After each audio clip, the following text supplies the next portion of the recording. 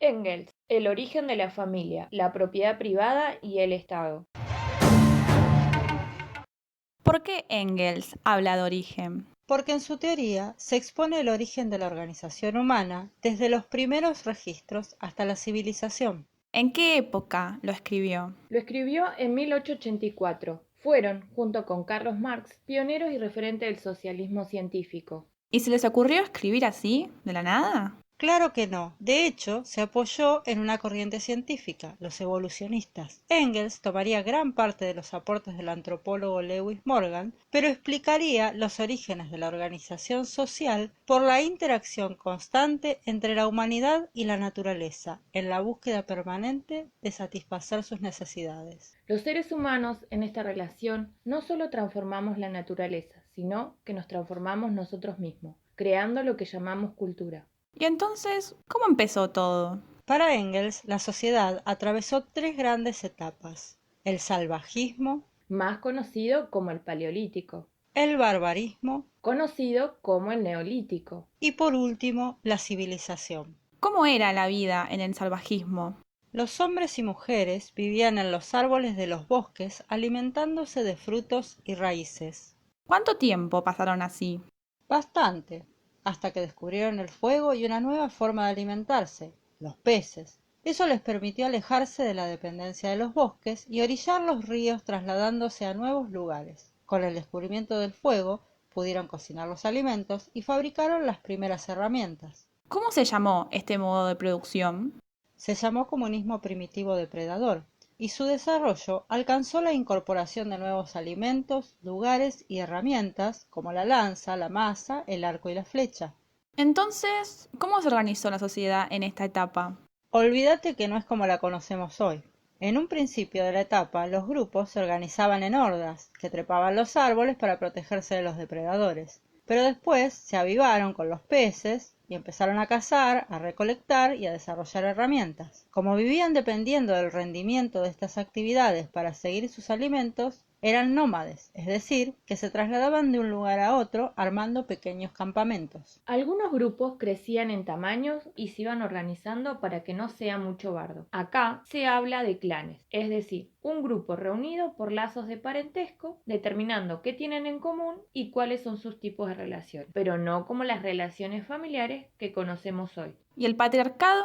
No, todavía no había patriarcado. De hecho, las hordas o grupos, luego tribus, se constituían según la línea materna. Esa. ¿Y entonces cómo se dividían las tareas? Las tareas se repartían entre todos los miembros del grupo. Nadie tenía privilegios respecto del resto. Pero sí se tenía en cuenta que, por ejemplo, la caza, que fue perfeccionándose con el tiempo, era una tarea de riesgo. Se buscaba cuidar a las mujeres embarazadas, los niños y ancianos, mientras el resto de las mujeres y hombres adultos salían a cazar. Sin embargo, podían contribuir más en la recolección o en la pesca. La división de tarea estaba organizada en función de preservar la especie y de las necesidades colectivas. Igual, no festejes tanto, que la cosa después cambió. ¿Y qué pasó? Vino un hallazgo que cambiaría la historia de la humanidad. ¡Chachán, chachán! La agricultura. Es decir, dejamos de ser depredadores y nos convertimos en productores. Bien ahí. Y sí, ya no dependimos solo de tener suerte o un buen clima, porque encima después nos la ingeniamos con el riego y los canales, y grandes cosechas. Pero no nos adelantemos, todo llevó su tiempo. Engels cuenta que en el inicio de la barbarie se mejoró el uso del fuego y esto permitió cocinar el barro. ¿Y entonces? Ah, ya sé, apareció el patriarcado. No, todavía falta. En el inicio de la barbarie se sigue sosteniendo la organización de grupos determinada por la consanguinidad materna, pero los asentamientos se hacían cada vez más prolongados en el tiempo y de pronto a alguien se le ocurrió que los animales se podían domesticar. También cuenta la leyenda que fueron las mujeres que no salían a cazar las que, observando la naturaleza, descubrieron que si plantaban una semilla salía una planta que luego daría frutos, y eso daría la posibilidad de programar los cultivos. Pero como la historia desde siempre nos quiso borrar, no hay muchos estudios exhaustivos al respecto. Lo cierto es que al empezar a asentarse en pequeñas aldeas, cambió el modo de producción y de vida. ¿Y el patriarcado cuándo aparece?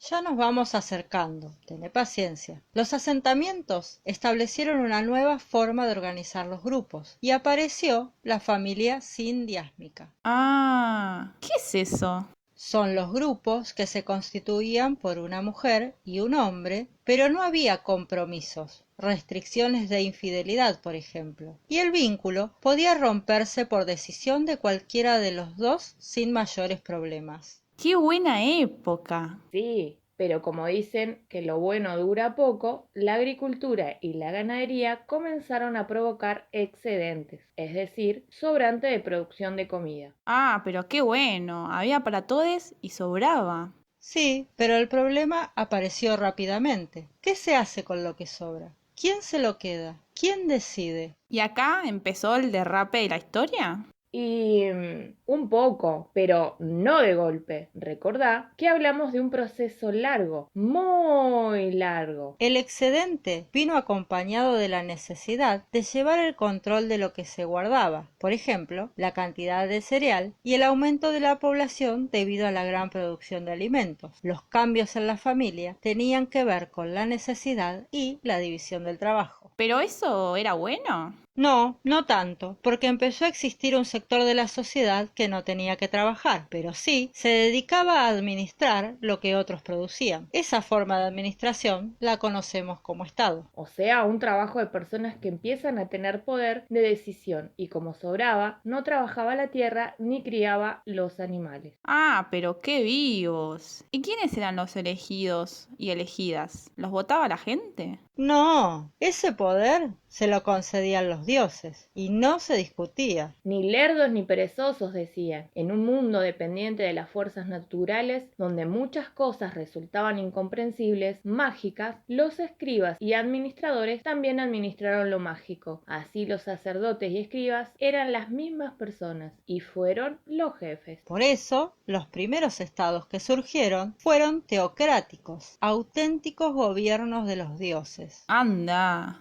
¿ya las religiones empezaron a meterse? Y sí, como no tenían que trabajar en la tierra, tenían tiempo de sobra para observar, ver que no se podía sembrar en cualquier momento, ver que había diferentes climas en el año, la luna y todas esas cosas. Convencían a la gente que ese conocimiento se los daban los dioses y con ese verso no tenían que arremangarse para laburar. Flor de vagos, recibían ofrendas por transmitir el conocimiento de los dioses y andá a demostrar lo contrario en esa época. Pero esto ya era otra forma de vida. Sí, este nuevo modo de producción se lo conoce como comunal tributario, es decir, la propiedad de la tierra y las herramientas seguía siendo comunitaria. Pero administradas por el Estado, donde esos administradores ahora gozaban del privilegio de repartir las tierras, el agua y controlar las construcciones de los canales, siendo lo que controlaba la producción de lo demás y cómo se distribuye. No jodas, entonces, ¿así empezó la civilización? Ahora sí, así comenzó lo que llamamos civilización, con el surgimiento de las ciudades, el comercio, la escritura y todas las instituciones que conocemos hoy en día. También van a surgir por primera vez en la historia las diferencias sociales entre los que trabajan, producen y los que administran el trabajo y la producción ajena. Me parece a mí o acá el Estado ya viene con todo. Así es, a partir de ese momento, el Estado comienza a controlar la vida de todas las personas y todo el funcionamiento de la sociedad. O sea, a ver si la sigo. Lo que antes se decidía entre todos, ¿ahora lo decide el Estado? Nos va siguiendo bien, así de malo el negocio para algunos, porque a partir de ahora no solo controla la producción, sino que además tiene el control de la justicia, de lo que se enseña, de las armas, de todo. ¿Sabés qué es lo peor de todo? Que es al servicio de los que dirigen y no trabajan. Bueno, pero decime al menos que había mujeres que dirigían. No, imagínate que si en este periodo el Estado comenzó a controlar la vida de todas las personas, para nosotras fue peor. Se nos vino la noche, porque después de decenas de miles de años de compartir las tareas, de tener un lugar de relevancia en los grupos por ser las reproductoras de la especie, comenzamos a ser oprimidas y relegadas a las tareas domésticas. a tal punto que con la aparición de la esclavitud como modo de producción, las mujeres nos convertimos en las esclavas de los maridos. Ah, pero se va poniendo cada vez más áspero esto, porque imagino que con la esclavitud fue mucho peor, ¿no? Claro, con el origen de la propiedad privada individual, no solo de la tierra y de los medios de producción, sino también de personas. Los y las esclavas eran considerados cosas. Nuestro rol fue degradado más aún al interior del hogar. Entonces, ya sé, también cambió la organización familiar. Exacto, la familia sindiásmica de línea materna desapareció para dar paso a la familia monogámica determinada por la herencia del padre de familia a los hijos varones. Ahí las mujeres eran desposeídas de todo y fue condenada a sostener roles domésticos, de producción y prostitución, exigiéndonos fidelidad y castigándonos de forma cruel cuando nos rebelamos con ese mandato. O sea que la familia tenía poco que ver con el amor. Claro, lo importante acá era perpetuar la propiedad del hombre heredando a sus hijos. Por eso tenía que asegurarse que fueran suyos. En esa época no había ADN. Entonces, ¿patriarcado tiene que ver con la autoridad del padre? Así es, porque a partir de ese poder que les da poseer algunas riquezas o propiedades, reproducen un orden simbólico, mitológico o religioso de superioridad. Para sostenerse como el único posible. El famoso derecho romano lo instituyó esa familia, donde el padre era dueño y señor sobre la mujer, los hijos, las hijas, los esclavos, las esclavas y todas sus posesiones. Desde ahí se adopta lo del apellido, la familia tal. Ah, mira, como mi abuela, que cuando se casó pasó a tener el apellido de mi abuelo y sus hijas también. Che, bueno, pero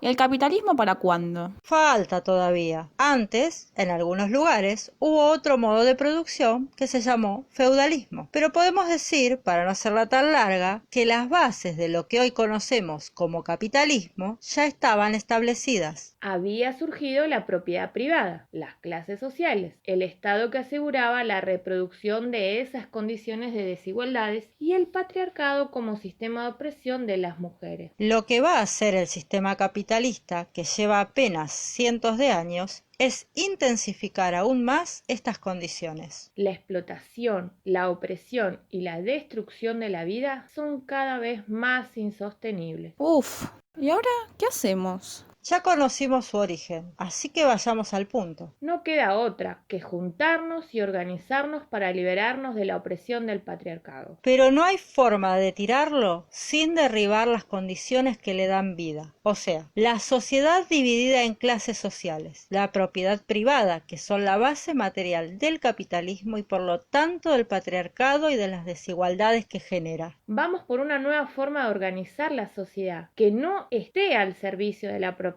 privada y de los privilegios de unos pocos, sino al servicio de toda la humanidad. Donde no importe el sexo, identidad u orientación sexual, para tener las mismas condiciones y posibilidad de desarrollarnos colectivamente con los mismos derechos. Por eso nos reconocemos socialistas feministas. Este recorrido que hicimos hoy con Engels nos muestra que la historia la vamos construyendo nosotros en sociedad. Ningún destino está preestablecido. Tomemos las riendas, somos capaces de hacerlo mejor. No se va a caer solo, lo vamos a tirar. Lo vamos a tirar para construir esa nueva sociedad. Solo así nos vamos a liberar de toda opresión y explotación. Vamos, mujeres, por la libertad. Complicidad se llama